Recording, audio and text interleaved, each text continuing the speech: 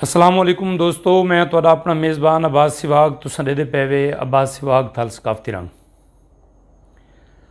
सियाणे आदे होंदे हैं कि जै औख नहीं डिठा वो एक इंसान है, और जै अज तकलीफ भोगी है वो कल अमन करे सी। जिहड़ी जदीद रिसर्च है वो भी ये गाल साबित करनी पई है कि जिंदा हाल खुश है वो मुस्तकबिल दे विच परेशान थी सकदा है, और जेड़े अज परेशान हैं वो मुस्तकबिल दे विच खुश रह सकते हैं।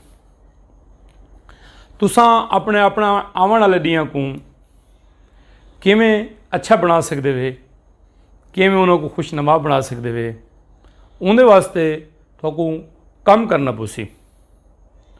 वो काम क्या है, उनके वास्ते मेहनत करनी पुसी, उनके वास्ते स्ट्रगल करनी पुसी।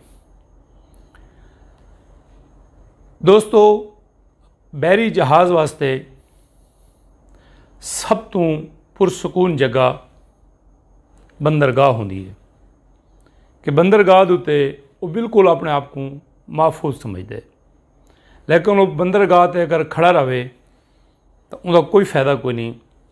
वो जेड़े मकसद वास्ते बनाए उनका वो मकसद बिल्कुल ही फेल थी वैंदा है। जेड़े वेले वो समंदर दे विच वहिंदा है और वापस उन्हें वलन की कोई उम्मीद को नहीं होंदी कि पता नहीं ये वलसी या ना वलसी, क्योंकि समंदर दे विच वैसी मुख्तलिफ तूफानों का सामना हो सी, मुख्तलिफ हादसात का खतरा हो सी। लेकिन जिहड़े वेले सारिया मुसीबतां झील के और ये सारे तूफानों नाल लड़ के बहरी जहाज़ वापस आंदा है तो बंदरगाह दे उत्ते वो खाली करन दे उत्ते कई दिन लगदे ने। दोस्तों, इवें वाली कार हवाई जहाज़ है, अगर वो एयरपोर्ट ते खड़ा रहे वो कोई परेशानी को नहीं, 50 साल खड़ा रहे वो बेमकसद है, उनका कोई फ़ायदा को नहीं। जब तक वो उड़े ना, वो सफ़र न करे, वो सवारियां न लोड करे, वो बह मुल्क न वने। जिहड़े वेले वो उड़सी वो हवा दे विच तूफानां नाल लड़ना पोसी, बादलों नाल टकरना पोसी, परिंदा नाल टकरना पोसी। इतना कुछ करे सी तो तां वंज करांगे वो कामयाब थी सी, और जिहड़े वेले वो कामयाब लौट सी तो वो कामयाब है, यानी कारामद है। अगर वो ना लौट सी तो वह नाकाम है। दोस्तों, महफूज ठिकाना सारे ही वस्पे का वो है उनका घर, वो उनका है कंफर्ट जोन। वो कंफर्ट जोन चों नहीं निकल पाता पिया। मेरी अज की वीडियो बनाने का मकसद सिर्फ और सिर्फ यो है कि मैं अपने भरावां को, अपने वस्बे के लोगों को, अपने सकाफत को, अपने सराइकी लोगों को ये दसा कि कंफर्ट जोन क्या है।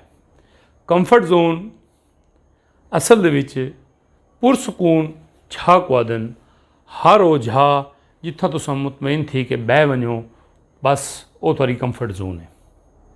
सारे ही मुआशरे की तंजली की जी मेन वजह है वो भी कंफर्ट जोन है। मैं कंफर्ट जोन को, आराम की जगह को एक मिसाल नाल तो समझाना कि शायद तो मेरे मौक़िफ़ की समझ आ वने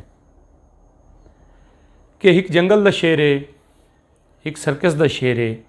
इन दुवें शेर दुवें जंगल ही पैदा थैन, वो भी शेरनी दे बच्चन, शेर दे बच्चन। लेकिन एक जंगल आज़ाद फिरदा रह गए, एक कैद थी के सर्कस आ गए। सर्कस वाले दोस्त जित लोगों ने डिठा हो सी कि सर्कस वाले शेर को कम अज़ कम 3 दफ़ा गोश्त मिलता है, रोटी मिलती है, टाइम के उत्ते खाना मिलता है, सिर ते छत ते तूफाना का, मींह का, बारिश का कोई रौला कोई नहीं, बड़ा पुरसकून रहा है। लेकिन वो रहा कैद है, एक गुलामी की कंडीशन रहा है इस पुरसकून जगह पर, लेकिन गुलामी की शक्ल रहा है। जिहड़े वेले उनका मालिक आंदा है वो को चाबक मार के आदे उठ बादशाह सलामत नच तो शेर नचना शुरू कर देंगे, आदे हुण उठ वैंदे, बह वैंदे।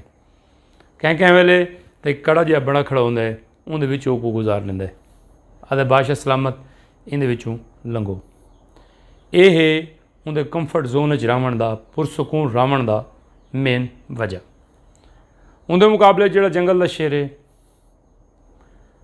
ना धुप का बंदोबस्त है, न छां का बंदोबस्त है, न पाले का बंदोबस्त है, न छां का गर्मियों का बंदोबस्त है।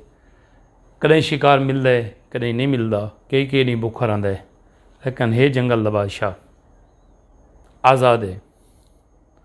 अगर तुसां बादशाहत करना चाहते वे तो तुसां जंगल दे शेर बनो। सर्कस दे शेर बनन तो 1000 दर्जे बेहतर है कि तुसां जंगल दे शेर बनो और इन मुआशरे दे विच अपना एक नाम मकाम पैदा करो। मेरे भांजे ने एक मिठू पाला होया आई, वो सारा दिन वो मिठू नाल गाली करेंदा ही, लेकिन मिठू हल वहंदा कोन आई। वो बेहतरीन खुराक मिलती आई, सब कुछ मिलता आई।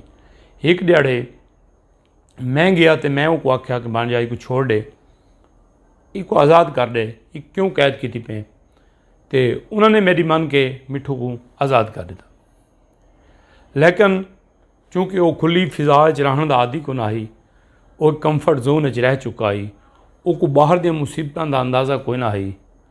उसको कव्वा ने, कामा ने, बाकी परिंदा ने इतना तंग किया है कि वो मजबूरन वापस उड़ के अपने पिंजरे को ला गए कि मैं को दोबारा कैद किया वने, क्योंकि बाहर दी मुसीबत झीलियाँ नहीं।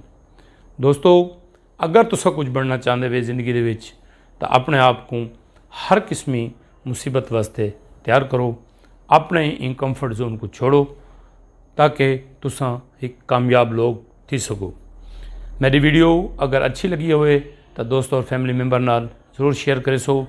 अस्सलामु अलैकुम वरहमतुल्लाहि वबरकातुहू।